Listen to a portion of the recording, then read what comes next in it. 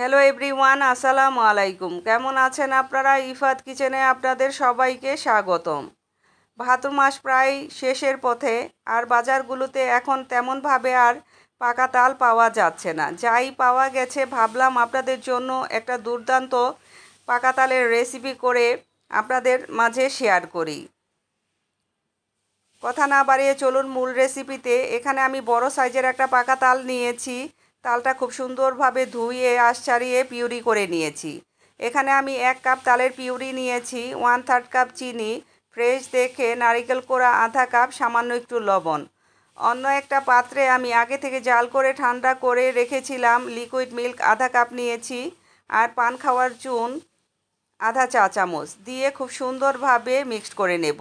তারপরে তালের পিউরিটার মধ্যে ঢেলে দেব। একটা স্প্যাচুলারের সাহায্যে উপকরণগুলো খুব সুন্দরভাবে মিক্সড করে নেব। তারপরে এই উপকরণটা যে পাত্রে সেট করব সেই পাত্রটা আমি আগে থেকে রেডি করে রেখেছিলাম। আপনারাও আগে থেকে রেডি করে রাখবেন, বেশি দেরি হলে কিন্তু তালের এই পিউরিটা এই পাত্রেই সেট হয়ে যাবে। এখন শুধু একটু সাদা তেল আমি ব্রাশ করে নিচ্ছি। এই তেলটা ব্রাশ করে নিলে বরফিগুলো খুব সুন্দরভাবে উঠে যাবে। আমি তালের মিশ্রণটা এই পাত্রে ঢেলে দিয়েছি। এখন শুধু একটু ট্যাপ করে দিচ্ছি। এভাবে ট্যাপ করে দিলে চতুর্পাশটা সমান হবে।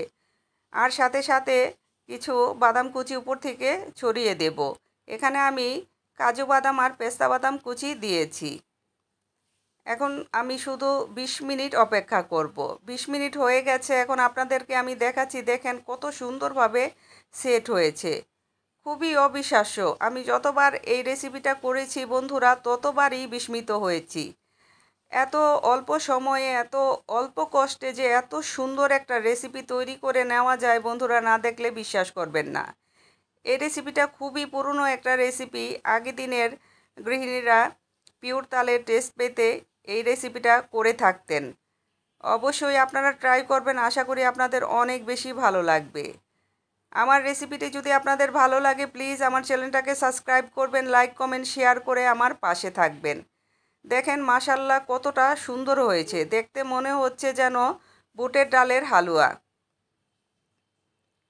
এইভাবে তালের বরফির রেসিপিটা করে পরিবারের সবাইকে অবাক করে দিতে পারেন বন্ধুরা। যাই হোক, আমি এখন আপনাদের সার্ভ করে দেখাচ্ছি। দেখেন মাশাআল্লাহ, মনটাই ভরে যায়। যাই হোক, ভালো থাকবেন, সুস্থ থাকবেন, আমার জন্য দোয়া করবেন। দেখা হবে নতুন কোনো রেসিপিতে। আল্লাহ হাফেজ।